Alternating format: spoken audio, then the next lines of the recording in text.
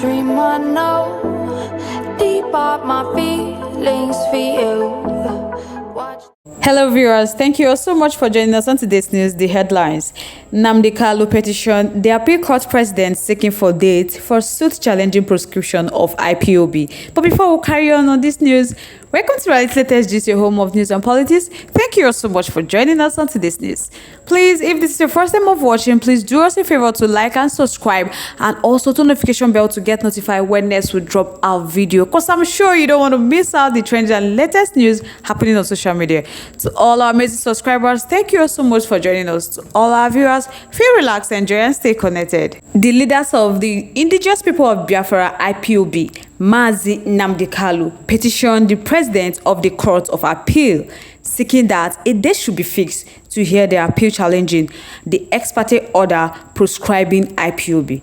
Nnamdi Kanu, in a letter dated November 9, expressed his grief that several IPOB members and sympathizers were illegally held without trial under inhuman conditions in various security cells across the country. He said that the delay in hearing the appeal challenging the unilateral proscriptions of IPOB was the reason the federal government and its agency had to continue to treat the member of the pro-Biafra movement as terrorists. Nnamdi Kanu, who has remained in solitary confinement of the Abuja headquarters of the Department of State Service (DSS) since June 2021, when he was extraordinarily redemption from Kenya, decried the plight of the affected victims of illegal detention.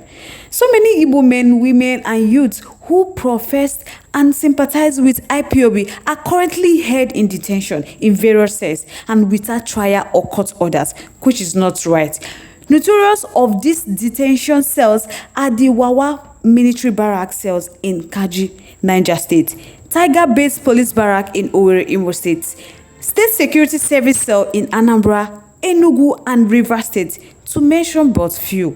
Some of these detainees has gotten orders and judgment from the court for their release and even production in court, and yet the detaining authorities has refused to obey such orders.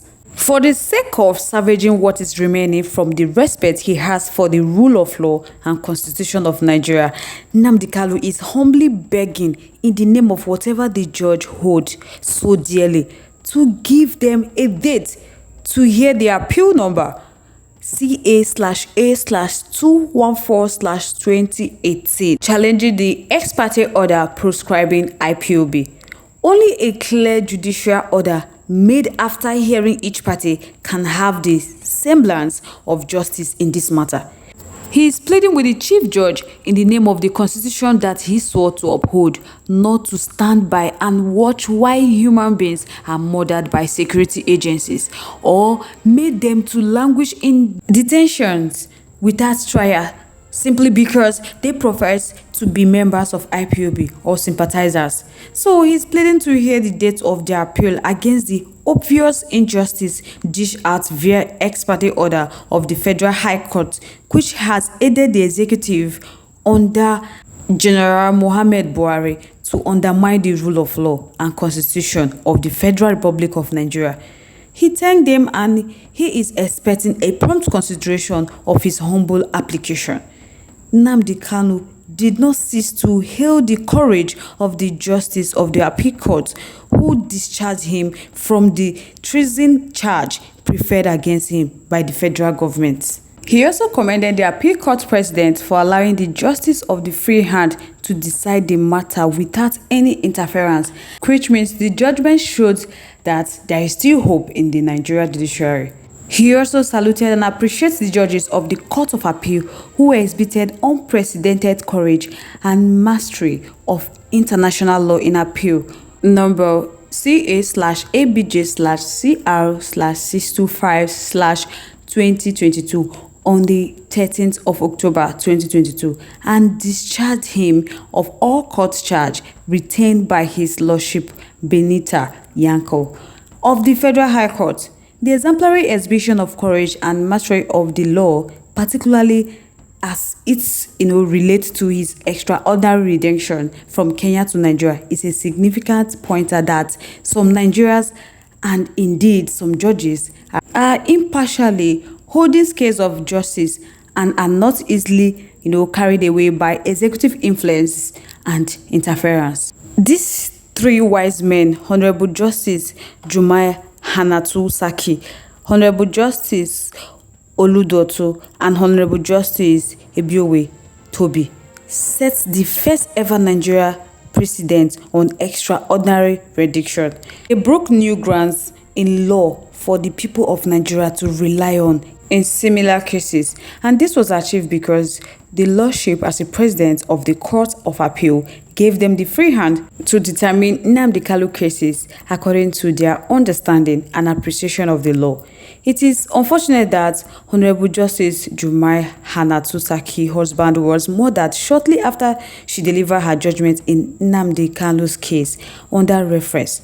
This would not have happened if General Muhammad Buhari's government took the security of both citizens and people living in Nigeria serious.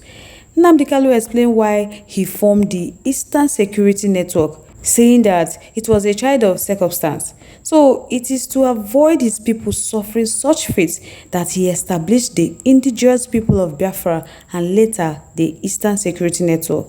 He didn't want his people to suffer the fate of Plateau State, just not Azist or those Benue people whose community are being ravaged by murderous herdsmen, bandits or Boko Haram from the Sahel region of Africa. People must not fold their hands and wait for an incompetent and culpable government to protect them.